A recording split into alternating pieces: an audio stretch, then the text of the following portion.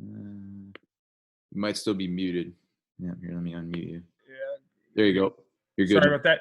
Can you see it? Yep, you're good to go, man. We can hear you and we can see it. Awesome. So you should be we should be seeing the accelerating young quarterbacks, right? That's the topic for today. I got to mention, scrolling through some of the people's videos or through the thumbnails of everybody that's in here, and it's good to see some familiar faces. I'll tell you, 16 days never felt so short or so long. I barely know what day it is at times, so it's awesome to see some of you guys. I also appreciate some of the unnecessary shots at my headphones. I got two kids running around and a wife trying to do laundry and do her own virtual job. So I've also set up shop in the back of our rec room. So this is sort of the new normal for me. So if you don't like my wired in beats, then you can go to hell. That's for you, Beck. We're going to talk about accelerating young quarterbacks today. The four things that I really want to touch on is the install, the footwork piece, the progression read piece, and then I'm just going to touch on a couple drills that I think every quarterback coach should incorporate into their system at some point. So install, keep it simple. Footwork, believe it or not, keep it simple. Emphasize it early and often. Progression reads, the ability when you're a progression read team, especially with young quarterbacks, you get concrete stimulus and you can offer them concrete coaching. The drills we're going to talk about are our pop drill and then a read key pop drill. So as we talk about install, maybe go to the next slide. There we go. This is a very loose install for us of days 1, 2, and 3. When it comes to whitewater football, I've had this basic install, this outline for install since I was coaching at Carroll. So that's 2 stops ago. If you've heard me speak, you've heard me, and I've talked about our pie chart or our the way we install or game planning. Everything for the first 3 days is to create a sense of confidence in the offense. Whether that's making sure the offensive line are stepping in the correct direction, whether the quarterback going to the right read, or just wide receivers getting lined up. I've been too many places and had experiences as a coordinator myself where the first day or so we can't even get lined up. So we're wasting reps not only for our offense, but we're wasting reps for the defense. And that's where I start to feel bad. If I can't get my guys coached up right, or if our offensive staff can't get our guys coached up right, that's on me. But if I'm taking reps away from the defensive staff, the defensive players, the defensive coaches, that's an issue. So our first 3 days are going to be highly, highly simplistic. And at the end of the day, if you can get a running back running right or running left at the correct time, in a lot of systems, you can at least put a Band-Aid on that for a few days. But if you can't get the offensive line stepping in the right direction, if you can't get the quarterback reading the right thing on days 1, 2, and 3, you can have a whole lot of headaches. So what we really focus on are creating reads or installing plays that are very simple with their footwork and simple with their reads. So if you look at just the concepts we're putting in you see the 3-step tab, we're putting in basic hitches, a basic Y stick, and then our slant series on day 1. Those are universal concepts that even 9th graders, 10th graders, seniors in high school, these guys have all seen at least to some degree in most programs. So at the college level especially, I feel very confident that if I put in a couple different 3-step concepts on day 1, I can have a lot of success in that quarterback room.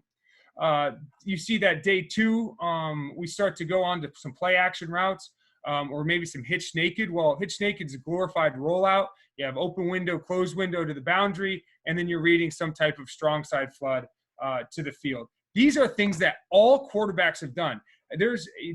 I'd have a hard time finding even a triple option quarterback that hasn't read top down flood concept, right?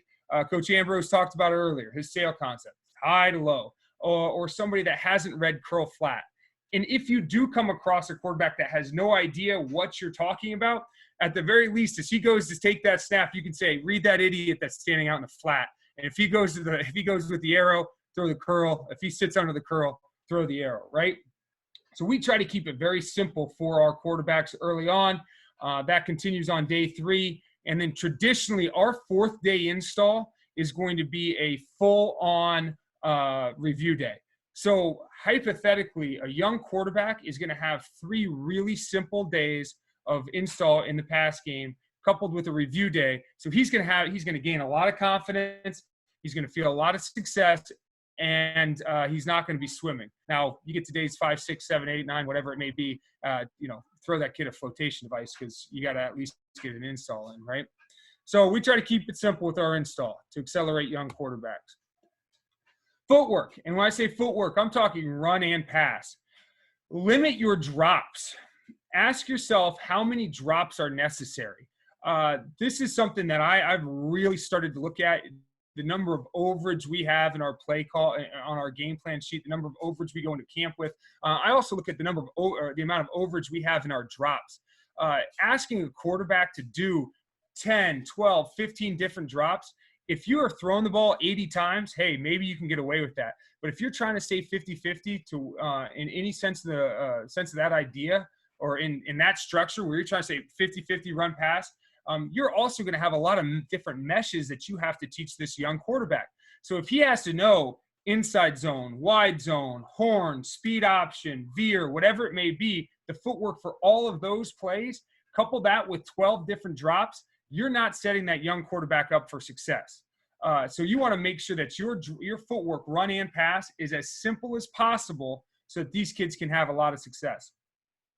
Maximize practice time. Find different ways to incorporate drops and footwork into just basic mundane drills. And I'm going to talk about that a little bit later in this presentation. But early in camp, we are working at least 15 plus minutes on drops a day.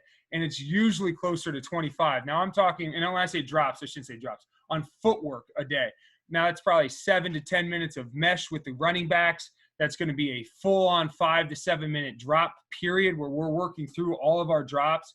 And then it's also going to be just our basic drills, our basic indie drills that we're working, or even routes on air with the wide receivers where we're really coaching the quarterback's footwork.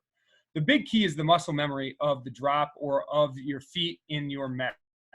We do not want quarterbacks thinking about their feet when the bullets are flying. We have to create a sense of confidence and comfortability, if that's even a word. I might have just made that up on the spot. You guys can write that down, use it if you need to, if it isn't. I think I said it wrong, but we don't want quarterbacks thinking about their feet when the bullets are flying. They've got to have the confidence to deliver a decisive ball or to make a decisive read in the RPO game. Coach Braun's talking about mesh charging. They've got to know what that mesh point is and how quickly they need to get the ball off. And that's all created through muscle memory. So footwork. Progression reads, I touched on this earlier. This is creates concrete coaching.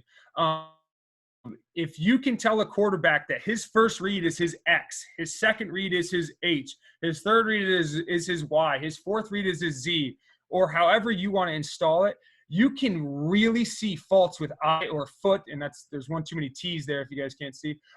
Faults with eye or foot discipline become really, really evident, and that creates really easy coaching points for you.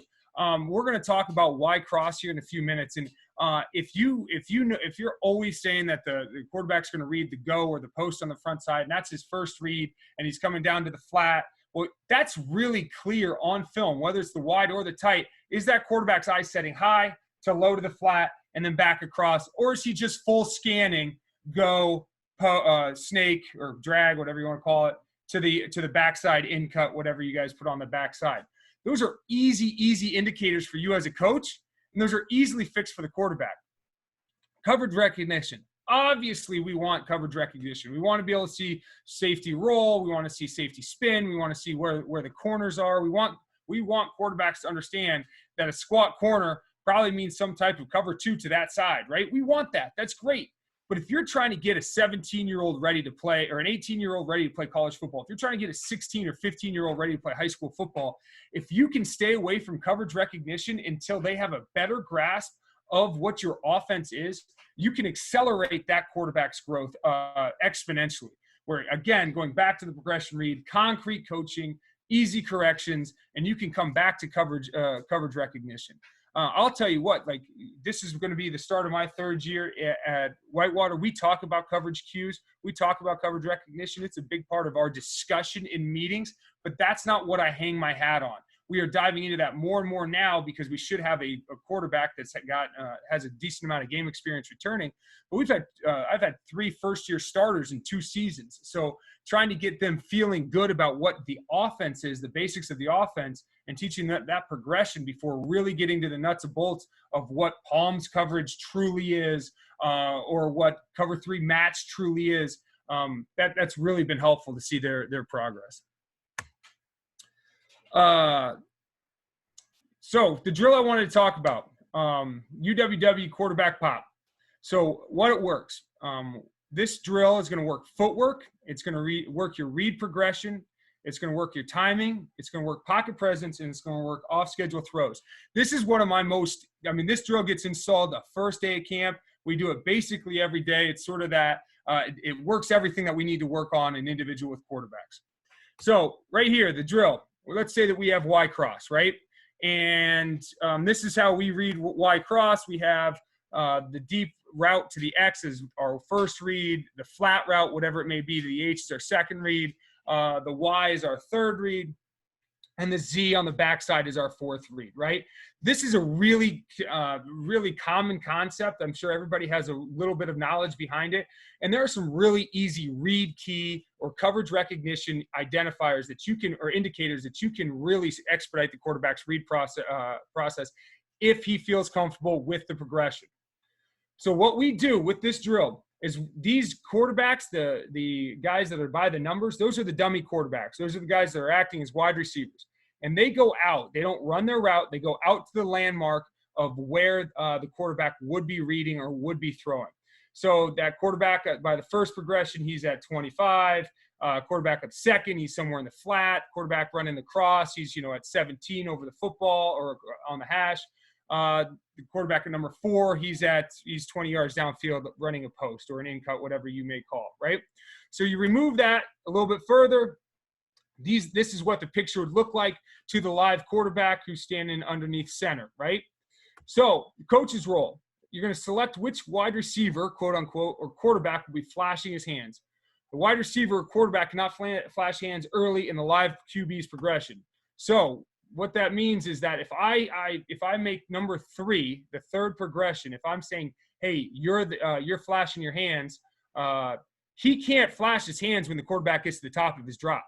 Quarterback's going to get to the top of his drop. He's going to read 1. He's going to reset with a purpose to 2. And as he resets with a purpose to number 3, that 3rd quarterback will flash his hands, and the quarterback delivers a catchable ball to number 3. And we do that 3 or 4 times to each of these kids so that the quarterback can work his drop, timing, everything, right? So the footwork. Quarterback will take appropriate drop for each passing concept. So you can do this if you do a half roll, if you do boot, if you do play action, if you do 5-step, 3-step, whatever you may want to do. Quarterback will take the appropriate drop for each passing concept. So you are getting footwork, drill work done. You are taking time out of the stuff that you have to work in straight individual right here, right now. You're going to work your read progression and timing. Quarterback will take his drop and go through his appropriate read. When the wide receiver / quarterback's hands are shown, he will deliver the ball on time. Again, the guy that's flashing his hands is not flashing his hands early. He's flashing when the quarterback resets with the purpose. So you should be working your read progression and your timing. That ball should be out. You should be able to time it with a stopwatch, and it should mirror what your anticipated departure time of that ball is. Pocket presence. Once your quarterbacks are comfortable with drops and reads, add in a rusher. The snapper becomes the dummy rusher. You have 3 angles to rush: straight ahead, near shoulder, or far shoulder. So what's that look like? So the X, the snapper, or the center who's snapping the ball, he's going to snap the ball to the quarterback. Quarterback's going to go through his drop. That dummy pass rusher can decide if he's going to rush vertically straight up field or if he's going to aim for the near shoulder or far shoulder. If he aims straight up field, the quarterback's going to sidestep whichever way he needs to still keep eyes on his next read in the progression. Quarterback, if the dummy rusher rushes to the far shoulder, he will step up, push up. Now we're working the climb the pocket drill. if that dummy rusher is going to work to the near shoulder, now again, you are going to sidestep as if you're in a phone booth, keeping your eyes downfield, ready to climb the pocket and deliver the ball to the next read in your progression. Off-schedule throws. I told you this is sort of a one-stop shop for all things quarterback play. If no wide receiver, quote unquote, or quarterback shows his hands, the live quarterback will escape and throw on the run. This is really key. Be sure to work on your proper worst-case throw technique, right? Get loaded correctly, get your hips turned, deliver a catchable ball. But this is a great opportunity for these guys to work without live bullets actually flying on them, but make sure that they are running full speed and that they are working proper technique. So our read key pop. Basically, this is the next progression of the pop drill, right? So it's still going to work footwork, read progression, timing, pocket presence, and off-schedule throws, all in the exact same manner that just the traditional pop drill works. But now, let's say that, for example, not because you probably don't have just 10 quarterbacks standing around, right, that you can use as dummies. So you grab a punter, you grab a kicker, you grab a long snapper, you grab an injured guy, and you still only have 6 guys out there, or whatever it may be.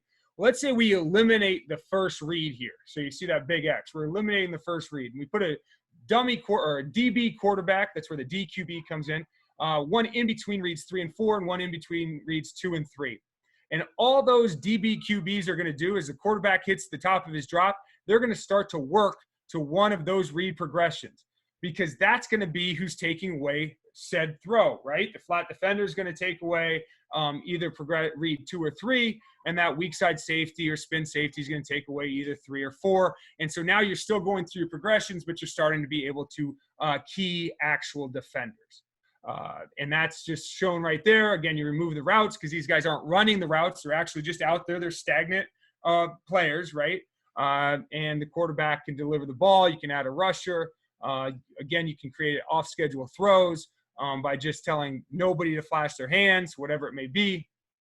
But you get to work all of the different drills or all the different techniques or skill sets that you might want to do for a quarterback in one 5 to 10 minute period, depending on how many routes you want to do, depending on how many quarterbacks you want to get through.